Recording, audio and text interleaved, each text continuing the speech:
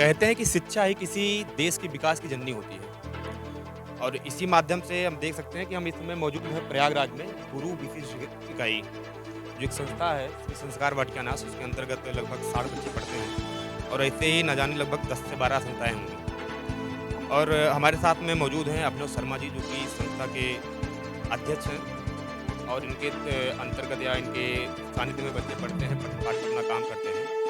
अभिनव जी, ये आपकी संस्था कब से शुरू हुई? सबसे पहले तो आपके यूपी न्यूज़ जंक्शन के लोगों को धन्यवाद कि आपने इस भूभाग में इस सेवा कार्य को खोज निकाला। यह संस्था अगर आप पूछेंगे तो संस्था को चलते तो कुल अभी 1.5 से 2 वर्ष अभी हम लोग हाल ही में 29 मई को पूरा किए। लेकिन जो हमारा सेवा का यह प्रकल्प चल रहा है 2017 से 3 छोटे-छोटे बच्चों से यात्रा शुरू हुई प्रयागराज से और आज 2022 में हम लोग 322 बच्चों को ऐसे अध्ययन अध्यापन का कार्य करा रहे हैं। तो यह सेवा कार्य बतौर संस्था 2020 जब कोरोना का समय था तब से शुरू हुआ और यह सेवा का प्रकल्प 2017 से नित्य चल रहा है।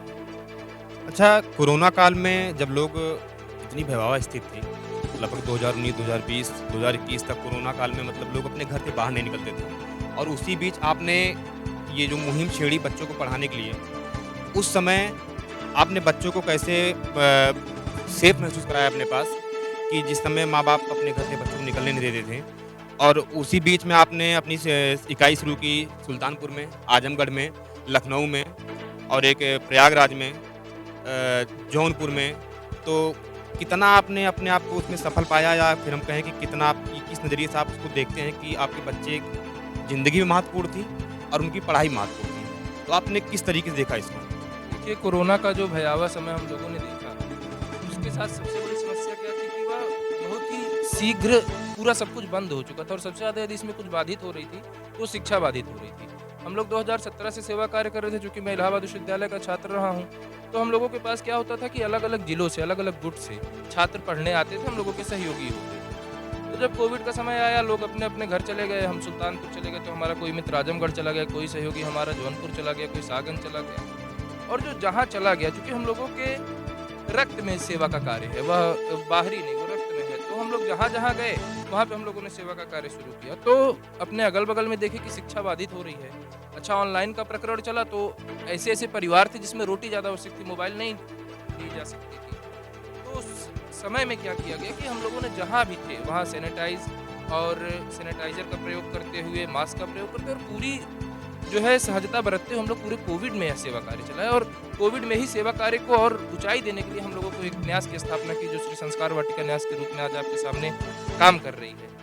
तो यह एक प्रकल्प होता है, जब आप अच्छे भाव से किसी के लिए काम करते हैं तो भगवान आपकी सहायता करते हैं। ईश्वर ने सहायता की, न हमारा कोई बच्चा कोविड पॉजिटिव हुआ, न हमारे कोई शिक्षक कोविड पॉजिटिव हुआ, न इस सेवा के बड़े यज्ञ में जो भी आहुति दे रहा था वह कोई ऐसा कोविड पॉजिटिव नहीं निकला। सब स्वस्थ हैं, सुरक्षित हैं, आपके सामने हैं। तो यह मेरा मानना है कि जब आप ऐसे अच्छा कार्य करते हैं तो प्रभु उसमें आपका साथ देते हैं और वह कार्य स्वयं होता जाता है।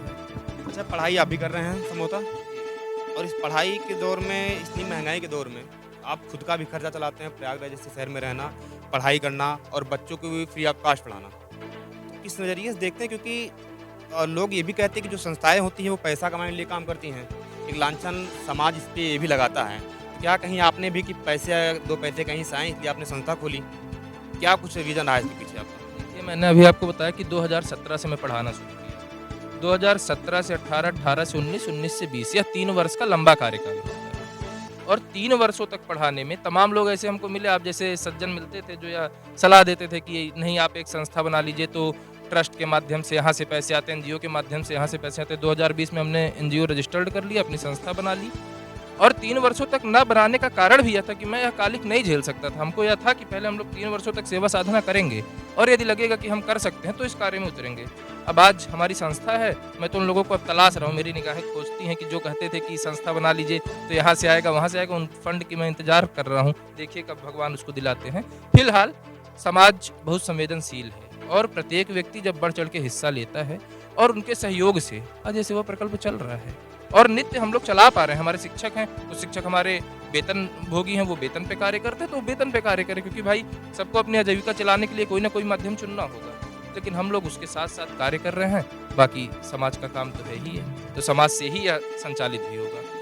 हमारे बीच में कुछ नन्हे-मुन्ने बच्चे हैं जो पढ़ते हैं यहाँ पे, हम इनसे बात करते हैं, कुछ जानते हैं इनके कि इनकी क्लास कैसे चलती है या इनकी कॉपी, किताब, कलम महँगाई के ज़माने में कैसे कहाँ से मिल रही है। बेटा क्या नाम है आपका? अंकिता कुमारी।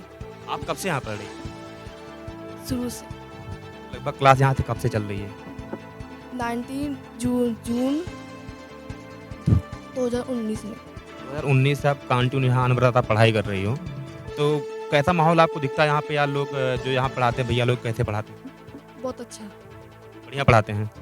सैटिस्फाई हो आप लोग? यस। क्या नाम है बेटा आपका? नितीशा। आप कब से यहाँ पढ़ाई कर रही हैं? 2020 से। 2020 से आप यहाँ ज्वाइन कर रही हैं और पढ़ भी रही हैं। हमारे साथ में कुछ नन्हे-मुन्ने बच्चे भी हम इनसे भी थोड़ा बात करना चाहेंगे। बेटा क्या नाम है आपका? सौम्या। कब से पढ़ रही हो आप यहाँ पे? 19 दिन से। बेटा ये बताइए ये इसमें क्या है? इसमें ज़रा दिखाइए तो।